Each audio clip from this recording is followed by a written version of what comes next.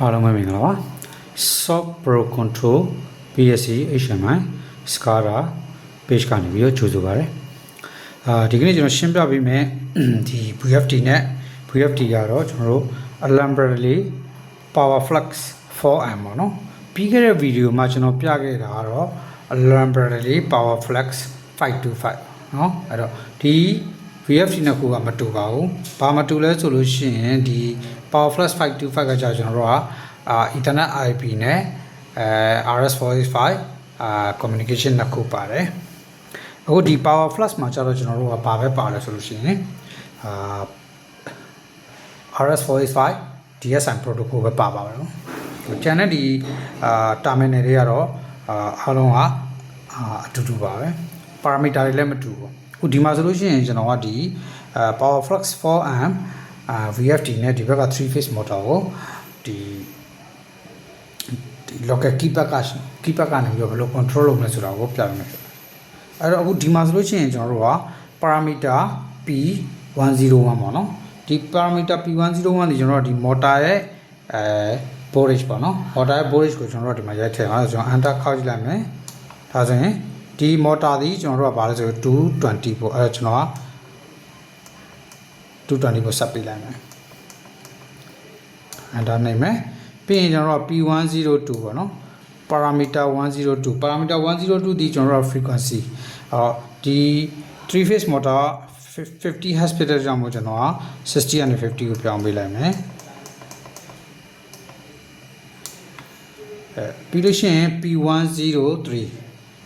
P103 ဒီကျွန်တော်တို့ကဘာလဲဆိုရင်ဒီ motor ရဲ့ overload current အဲ့ motor overload current ဆိုရင် motor 1.05 ကျွန်တော်က1.4 ပေးထားလိုက်မယ်ပြီးရင်ကျွန်တော်တို့ P104 ဒီကျွန်တော်တို့က motor ရဲ့ minimum frequency ပေါ့နော်minimum frequency ကျွန်တော် 0.5 Hz နဲ့ထားလိုက်မယ်ပြီးလို့ရှိရင် P105 ဒီကျွန်တော်တို့ maximum frequency ဒီ motor ရဲ့ဒီ track လုပ်နိုင်တဲ့ frequency ဒီကျွန်တော်50 Hz ဖြစ်တယ်ပြီးလို့ရှိရင်ကျွန်တော်တို့ P106 ဒီကျွန်တော်တို့ကဒီ motor ရဲ့ start source ပေါ့နော် source ပေါ့အဲ့တော့ကျွန်တော်တို့က0ဆိုလို့ရှိရင်ကျွန်တော်တို့ local keypad ကနေပြီးတော့ control လုပ်မယ်2ဆိုလို့ရှိရင်1နဲ့2ဆိုလို့ရှိရင်ကျွန်တော်တို့က terminal ကနေပြီးတော့အခုထားဆိုကျွန်တော်0လို့ထားလိုက်မယ်ပြီးရင် P107 ဒီကျွန်တော်တို့ကပါလဲဆိုရင်ဒီ stop เนาะ stop ဒီကျွန်တော်က0ဆိုလို့ရှိရင်ကျွန်တော်က ramp stop နဲ့ထားတာပေါ့เนาะအဲဒါဆိုရင်ဒီ acceleration ကိုသုံးမယ်ပြီးရင် P108 ဒီကျွန်တော်တို့ကပါလဲဆိုတော့ဒီ frequency reference ပေါ့เนาะ frequency reference ဖြစ်တဲ့ကြောင့်လို့ကျွန်တော်တို့က0ဆိုလို့ရှိရင်ဒီ local frequency ကနေပြီးတော့ control လုပ်မယ်အဲဒါဆိုကျွန်တော်က0လို့ထားမယ်ပြီးလို့ရှိရင် P109 ဒီကျွန်တော်တို့က acceleration ကျွန်တော်10 second ထားမယ်ပြီးရင် P10 ပေါ့နော် P11 ဒီ deceleration ဖြစ်ကြမှာကျွန်တော်က10လို့ထားမယ်ဒါဆိုရင်ကျွန်တော်တို့ကဒီမှာ parameter ကို setting ပေးလို့ပြီးပြီဒါဆိုလို့ရှိရင်အခုပုံမှန်တိုင်းမှာကျွန်တော်တို့ကဒီ node ကနေ control လုပ်မယ် start stop ကိုဒီဘက်က start stop ဒါ direction ပေါ့နော်အဲ့တော့အခုဆိုရင်ကျွန်တော်တို့က reverse ကျွန်တော် direction ကိုနှိပ်လိုက်ရင် forward ဖြစ်မယ်ပြီးရင်ဘာလုပ်မလဲဆိုလို့ရှိရင်stop button နှိပ်လိုက်ဒါဆိုကျွန်တော်တို့ motor ကစပြီးတော့လဲပြီးဒါပေမဲ့ကျွန်တော်ရဲ့ hex ဒီ minimum 0.5 ဖြစ်တဲ့ကြောင့်မို့ကျွန်တော်ကဖြည်းဖြည်းချင်း node ကို increase လုပ်ပေးလိုက်ဒါဆိုကျွန်တော်က maximum ထိသွားမယ် maximum ထိဆိုရင်50လောက်ထိသွားမယ်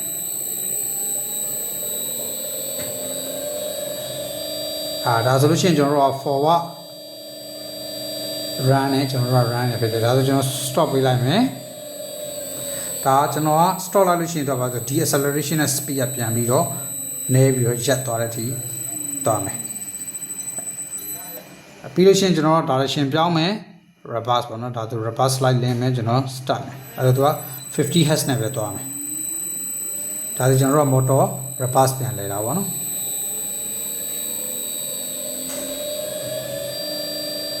ကျွန်တော် stop လိုက်မယ်ဆိုရင်သူက ramp stop ဖြစ်တဲ့ကြောင့်မလို့ deceleration နဲ့သွားမယ်